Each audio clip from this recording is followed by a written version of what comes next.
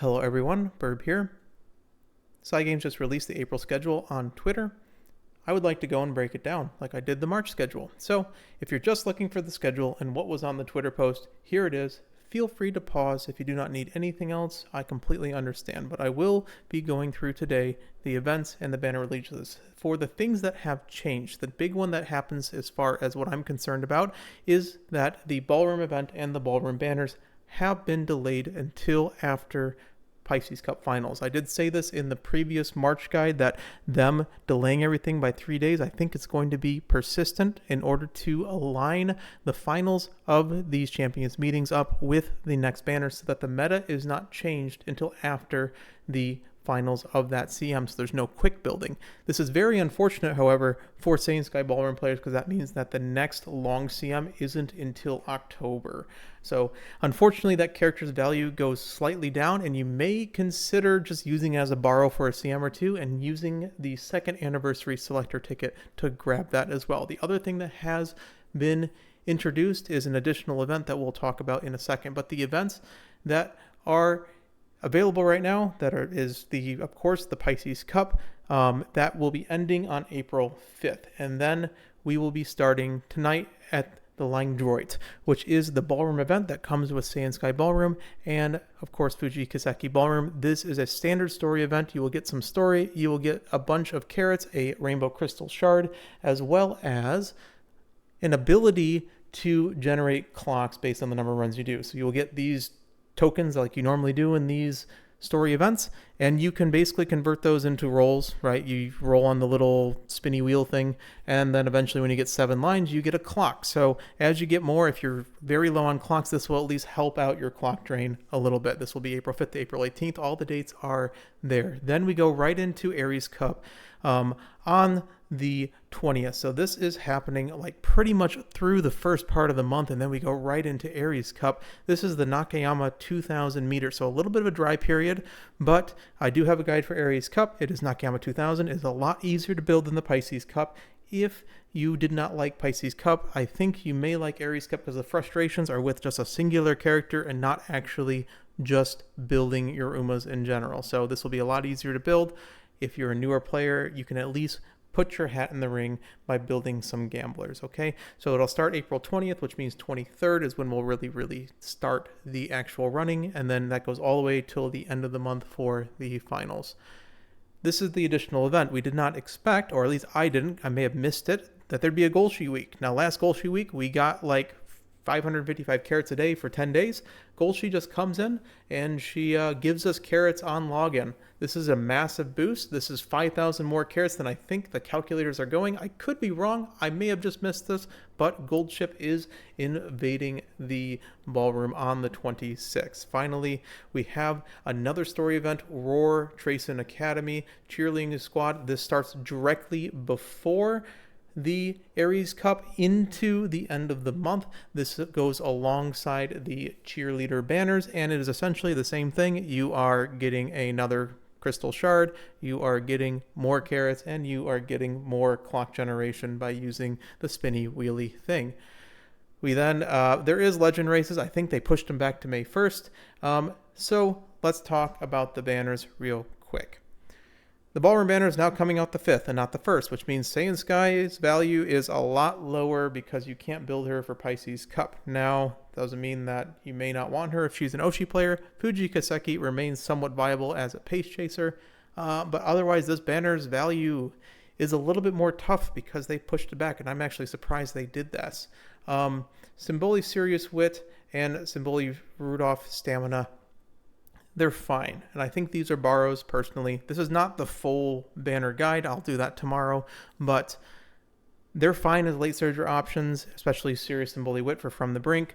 I don't think it's necessary to pull on, but of course, if it's your first banner, you're going for gold SR cards anyways, you can consider this. Nishino Flower is considered a somewhat meta Pace Chaser parent on shorter tracks. It's something to look forward to if you are a Pace Chaser main. That happens on the 12th. Daiwa Scarlet Power is something, admittedly, that I forgot in the Pace Chaser guide. It does give gold head-on and has 10% race bonus. So it's a possible borrow for Aries Cup. If you have extra carats and you need a banner to go in on as like a pure pace chaser main, you may consider it. I think it's a little bit tough to run after the make a new track scenario or the track blazer scenario, but it's a power card. That's the biggest issue with it. So if you're able to fit power cards in, this is a possible way to get gold head on. But I would try it in a borrow first before you pull and see how it feels. It is a 10% RB card. Yainu Mateki is coming out on the 20th. She's a decent all-rounder, but not really a master of any sort of, like, she does miles good, mediums good, because all her skills are sort of generic, kind of like Tamamo Cross, but she's in the Pace Chaser late surger position, which makes it a little bit tough. Bamboo Memory and Seeking the Pearl come out with her, and these cards generally are used to manipulate your max energy and your current energy to try to get additional stats. Now, Bamboo Memory I don't think will be useful that much outside of Make a New Track or Track Blazer, because being on ridiculously low energy, I'm not sure is something that will happen very much in Grand Live, so take that with a grain of salt. Seeking the Pearl, originally I thought this was a really cool card, but then it's max energy, and generally it's just like 1% TEF per max energy, so I don't think these cards are necessarily very good options to pull on, especially with the banner coming released next. Nice Nature King Hero Cheerleader are both good aces. This is the first Nice Nature that isn't a debuffer, so you can actually run her as your ace without having to get absolutely every single skill on her. She is an NSM character, I believe. Yes, I did write that down. King Halo is also good on certain sprint tracks and certain mile tracks in which her ultimate is able to proc, and is basically the premier cinema character because you're literally getting acceleration on those particular tracks. Finally, you have Ines Fusion and Twin Turbo Rerun. I think this was a little bit of a bait. I think everyone's kind of gone to that conclusion. It's meant to be a sort of frontrunner banner, but I feel like Twin Turbo is just too niche when you have the free version of taking the lead on things. And even if you don't, I don't think this is the banner because the output is not that great. And if you're running the Guts build, sure, Ines Fusion is good, but the Guts strategy is just one singular strategy. So this is all coming up to Mr. CB Wit at the end of the month. And if you're an end closer main, this is one you should save your carats for, because this gives the Wit card version of Daring Strike. So you do not have to run Ayabe Power anymore at this point. This will be when Goldship starts to lose her dominance the tiniest bit, not the most amount, because everyone else will have Daring Strike, which is a clone of Goldship's ult. Now, it's not bad to have both, but this makes it, and it makes that skill much more accessible. There is Ines Fusion coming out at the same time. She's a really weird character, which has like a pseudo debuff in the kit. Again, all these characters I'm just going to be going through in the character guides. All the cards, I will probably try to do some sort of card review. This is the broad overview.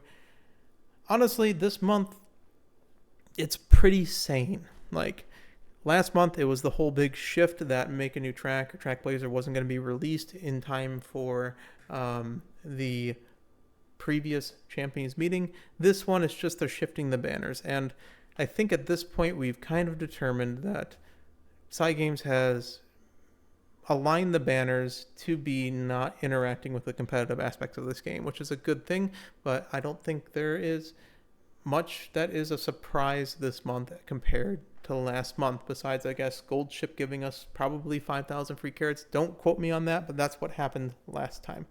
What is fun is that tomorrow is a very fun day, if you know what day it is. I am doing a double special at the moment. I may have more. It may overflow into the next day, but I have 2 videos planned. And don't get your hopes up if you know what day tomorrow is, but 2 videos planned and a shorts video planned. So this was also meant to be more of a channel update for the tomorrow's schedule. So apologies if you think this is lazy content. Honestly, I just wanted to merge my announcement for I'm doing something fun tomorrow with what the game is doing, and I figured I'd just do the same thing I did in March. So didn't take much time out of your day. I hope that you enjoyed. Take care, everyone. See you tomorrow. Burb out.